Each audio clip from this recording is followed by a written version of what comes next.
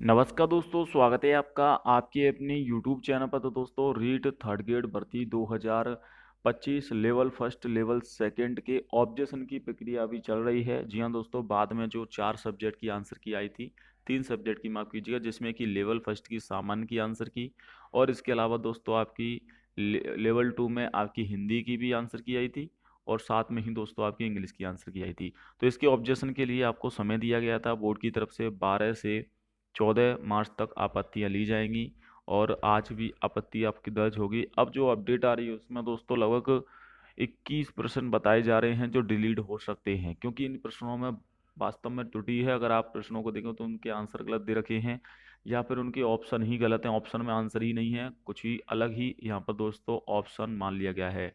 तो जो बोर्ड अध्यक्ष हैं आलोक राज, उन्होंने कहा था कि हम कुछ नया करेंगे। नया करने के चक्कर में उन्होंने एआई के द्वारा प्रश्न पुटअप करवा दिए, लेकिन बाद में जब उनके आंसर ढूंढने की कोशिश की गई तो खुद एक्सपर्ट के भी पसीने छूट गए, जो कि 1 महीने से ज़्यादा समय में आंसर की जारी कर पाए। अब दोस्तों आंसर की आ भी चुकी है, तो उसमें काफ़ी सारे प्रश्नों के आंसर गलत दिए गए हैं।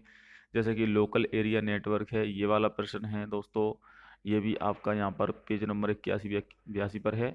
ये आपका जो आरबीएससी क्लास 9th की बुक है उसमें से आया था, ये प्रश्न गलत है। भक्ति काल से संबंधित क्वेश्चन आया था, राजस्थान का इतिहास एवं संस्कृति क्लास 10th पेज संख्या 99 प्रकाशक में। ये भी दोस्तों भक्ति काल वाला जो प्रश्न आया था लेवल फर्स्ट में, ये भी गलत है। दिव्यांगजन अधिनियम आया था दोस्तों, ये भी आपका क्वेश्चन गलत है। जिला पुनर्गठन वाला जो क्वेश्चन आया था वो भी आपका दोस्तों क्वेश्चन गलत है। जिला पुनर्गठन उसमें आपकी डेट पूछी गई थी। और एक प्रमेय वाला एनसीईआरटी क्लास 10th का गणित पेज का संख्या 4 प्रकाशक वाला क्वेश्चन आया था, ये भी दोस्तों गलत है। और महाराजा सूरजमल वाला क्वेश्चन आया था, वो भी दोस्तों क्वेश्चन का आंसर गलत दे रखा है।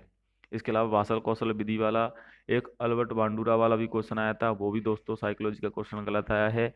अन्य भी प्रश्न, काफी सारे ऐसे प्रश्न हैं जो डिलीट होंगे। खाद्य एवं ग्रामोद्योग बोर्ड की स्थापना से संबंधित क्वेश्चन पूछा गया था, जो पूरी तरह से गलत है।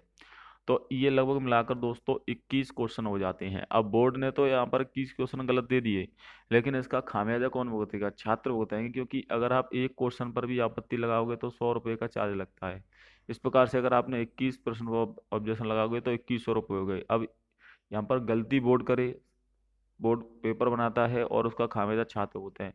तो कहीं ना कहीं ये तो पेपर है दोस्तों, इसमें 21% डिलीट होना एक बहुत ही बड़ा यहाँ पर संख्या है। इससे कट ऑफ तो बदलाव होगी ही, साथ में जिन छात्रों ने उन आंसरों के सही आंसर मान लिए थे या उनके आंसर जोड़ के अपने नंबर जोड़ लिए हैं, तो वो कहीं ना कहीं छात्र इस जो मेरिट है वो उससे बाहर हो जाएंगे।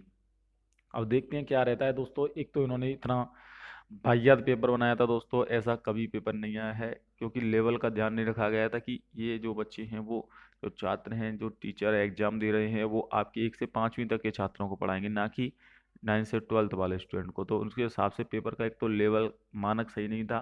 दूसरी दोस्तों, इसमें क्वेश्चन का जो खराब क्वेश्चन है वो काफ़ी ज़्यादा पूछे गए थे, लेंथी प्रश्न काफ़ी ज़्यादा थे, इतना बड़े बड़े प्रश्न थे, सरल क्वेश्चन को भी टाइम टेकिंग क्वेश्चन पूछे गए थे, जिसकी वजह से काफ़ी सारे छात्र तो पहले से ही क्वेश्चन पूरे नहीं करके आए थे। अब इसमें से 21% और डिलीट होंगे। अब देखिए इसमें क्या रहता है, इसमें बोनस अंक तो बोर्ड नहीं जारी करता है, हालांकि रीट में मिलते हैं प्री एग्जाम में, लेकिन इसमें नहीं मिलते हैं। तो इसमें क्या होगा कि जो टोटल मार्किंग है, जैसे कि 150 नंबर की मार्किंग है, मान लीजिए 20 क्वेश्चन डिलीट हो जाते हैं, तो फिर 130 क्वेश्चन पर ही रिजल्ट निकाला जाएगा। ऐसा इसमें प्रोसेस अपनाया जाएगा। हालांकि नॉर्मलाइजेशन इसमें नहीं होगा, क्योंकि पेपर तो अलग अलग पारियों हुआ है, लेकिन इसमें जो प्रश्न हैं वो लगभग आपके 20% आराम से डिलीट हो रहे हैं, क्योंकि उनके प्रूफ मौजूद हैं। आप ऑफिशियली जो वेबसाइट है SSYD पर लॉगिन करने के बाद आपत्ति दर्ज करा सकते हैं। आपत्ति आप ऑनलाइन ऑफलाइन दोनों मोड में जमा करा सकते हो। NCERT RBSC की बुक आप इसमें साक्ष्य के रूप में संलग्न करना होगा, जो पॉपुलर बुक है वही आपको इसमें देनी होगी।